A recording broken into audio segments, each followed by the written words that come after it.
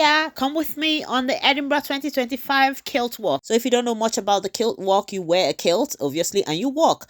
This is my first time and I decided to go for the biggest challenge, which is the approximately 21-mile walk that goes round Edinburgh quite literally, starting from the Holyrood Park to Musselburgh, Portobello, Leith, and then all the way and ends in Morrowfield. The walk is precisely 21.7 miles and it costs £20, which is relatively cheap for this scale of event.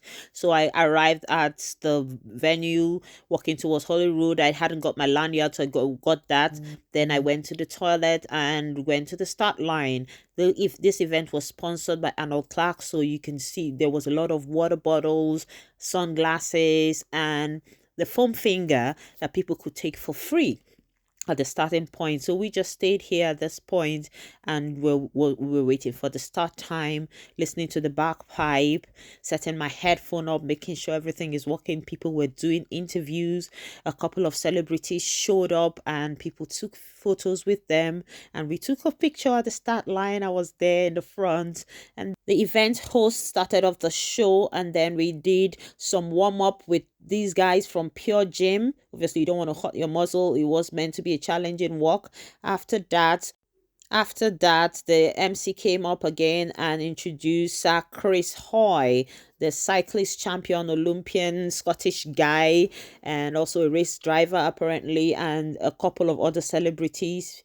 Yeah, then he then opened the ceremony and then counted us down, after giving some thank you notes to people for doing this for their various charities. If you didn't know, a lot of people do this walk to raise money for thousands of charity, which is the whole point. It's a fun event, but it's also for a good cause.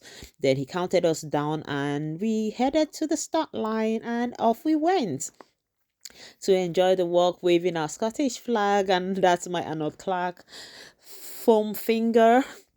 Was exciting. I didn't know what to expect because I hadn't done this walk before. So obviously, with this kind of event, you just follow the crowd. And I was one of the people in the front, so I got a bit nervous. I was like, I don't know where I'm going, but the signs were everywhere. At this point, it was 20 miles more to go. So we just followed people and then followed the signs on the paths. The paths were different. You see some blocky paths, some staircase, some concrete, some residential areas, some. Then here there was snacks.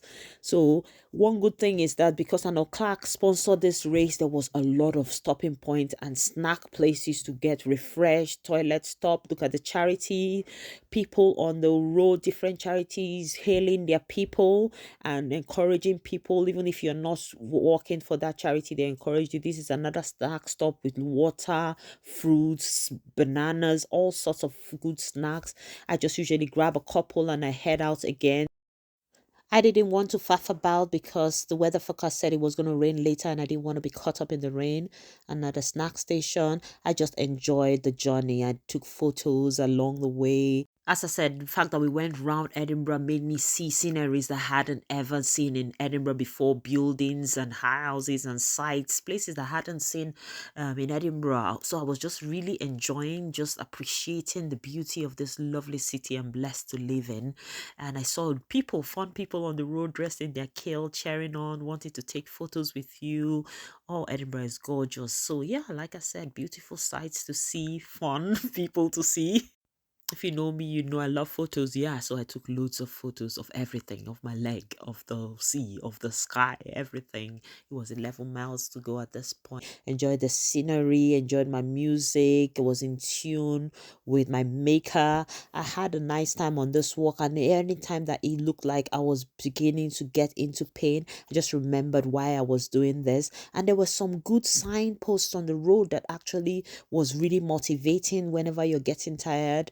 I would just see these signs and it just kept me pushing, because you know that there are people that have it worse than you. Whatever pain you're going through, there's somebody either in a hospital undergoing chemotherapy or one surgery or the other that is in more pain, and it kept you going, and I just kept pushing myself really.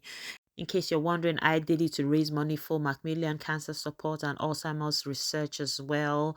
And yeah, at this point, I think it was like another toilet break for me. I had two quick toilet breaks throughout the almost 6 hours walk and another snack stop. And at this point, I think I met some more mascots on the road. I was just having fun with everybody and people I met. It was good to see some old people, some young people doing this. 4 miles to go, the happiness on my face, 3 miles to go, excitement. I was really pushing really quickly now because I looked at the time, it was 5.5 hours, and I was like, I can do this in less than 6 hours. 2 miles to go. I was like, I can do this before the rain falls. 1 mile to go. I can't even explain my joy when I saw the Morrowfield Stadium behind me. I was like, yes, I've done it, the finish line. Woohoo! I couldn't hold my happiness, but my blushing when the host said I looked like the most fashionable person ever seen didn't done this walk, me collecting my medal. I was so pleased. I was like, I don't know if it was my sunglasses that made him say that, but yeah, I took the compliment and I was beaming with pride and I finished and it's such good time. 5 hour 40 minutes was my time. So yeah, you see the Kiltwalk village. There's several places, charities, congratulating people that have finished, giving massages, giving food, giving snacks, and on. That's me showing off my medal. And on your lanyard, you get a free meal voucher. And yeah, I was queued up to get food. There's mac and cheese burgers, all those things. There was a bar. People were buying drinks, celebrating bagpipes everywhere. And I was just taking photos. You know, I love photos. If you know anything about me, I took loads of photos. My daughter came to support me. She was meant to be doing this walk with me, but she wasn't feeling fine. But that's also in the photo. And then I was off to go party. I went. Yeah, crazy, right? You'd think I would be going to soak myself in a hot bath or ice bath, and rest and sleep, but no. I took a tram and a train from here straight to Glasgow to go see Lewis Capaldi. Crazy, right? I know. Anyway, did you enjoy this video? If you did, make sure you like and follow me for more. And would you like to do this kind of work, or have you done this kind of work for charity or for any other cause? Let me know in the comment section. Till next time, keep living, loving, and laughing. Bye.